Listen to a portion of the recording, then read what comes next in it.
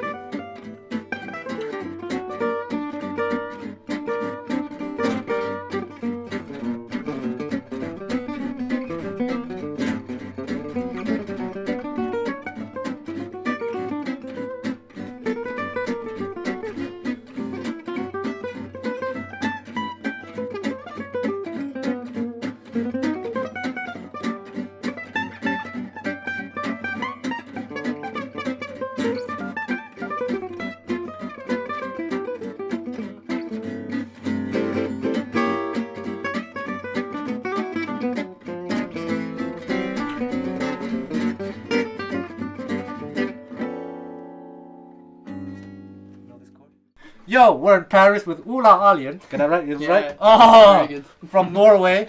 I met Ola when you were like what, 13 years old, right? 3 years ago. 13. 4 years ago. 13 years old. That's right. Sorry, how old were you? 18. 18, and now you're what? 22. 22. Yeah. In summer. So he's from Norway, where Norway I think is famous for having a lot of, not just Norway, but like Scandinavia is famous for having a lot of great guitar players, right? Right. But now it seems like there's like a Django style movement, so I thought it would be really fun to interview this young man here who plays really, really well. Can you tell us a little bit about yourself? Yeah, my name is Ola. I grew up in Oslo in Norway, and I've been playing piano for as long as I can remember. And I started playing the Gypsy guitar when I was around 17, I think. That's when I really started practicing and checking out Django. And how'd you get into that? Like, how'd you discover that? It was a friend of mine who plays the violin and the guitar who showed me Django. Actually, when I was 15, but at the time I was more interested in other forms of jazz and played mostly piano at the time. So it wasn't until I was 17, I think, that I really found lots of great stuff. Like Jimmy Rosenberg and Stocklow were like my first really big inspirations in the style, and I discovered them and started playing and transcribing. And so that's what you did. You transcribed on YouTube or something, like you looked them up? I slowed down if it was too fast, I had to slow it down, and then after some time I've been transcribing like more and more Django courses. And like how's the scene in like Norway, in Oslo? I would say it's we have quite a few players there actually, and especially Gustav, who I've lived with for a year now, who is 2 years older than me. We played a lot together the last year, and also with the hot club the Norwegian, which I played for 40 years before not before I was born, actually, almost 20 years before I was born or something. Wow. So So it seems like there are a few young people doing this stuff now, right? It is. That's amazing. Mm. And the guys all play together. Is that like a big jang bang? Yeah. Oh well, there is in Oslo now a new jam session like every Monday. But I've been living in another town for 3 years, so I'm looking forward to moving back to Oslo and being part of the jang bang. How did you learn I don't know, the technique and all that stuff? Like how to think in this style, like the improvisation. Well, what can I say? I mean, I came from piano. So, piano is a great instrument for like harmonic overview and understanding.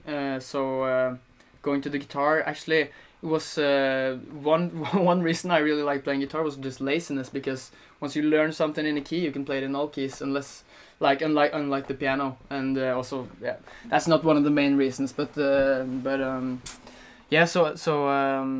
I've been playing piano for really long, so I have like lots of because I haven't been playing much classical, so I have lots of like bad habits. Like technically, like my left hand is very bad, for instance. So when I really discovered the Django guitar, that's the first time that I really sat down and really learned the technique, because the technique is so linked up to the sound and the language and the phrasing.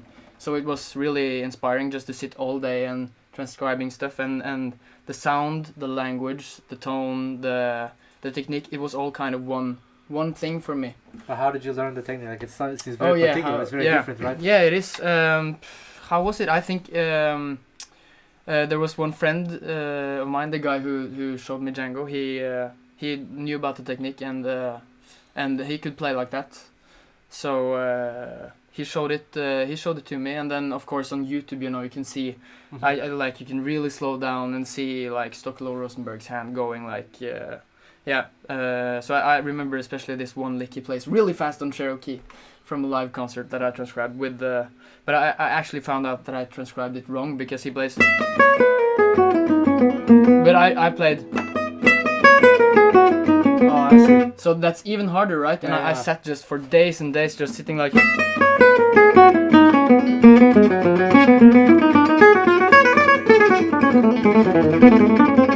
then go faster and faster, right? It's a long time since I played it now, but yeah. Nice.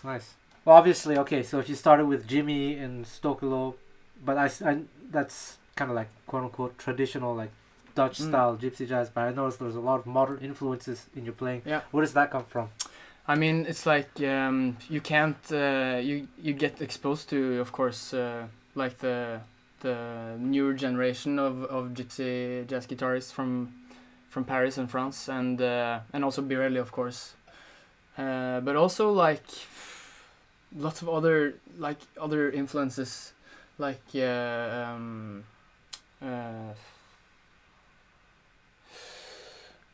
who was I thinking about? I don't remember. Is that right? Tour with the hammer. Yeah, Tour with the hammer. No, but really like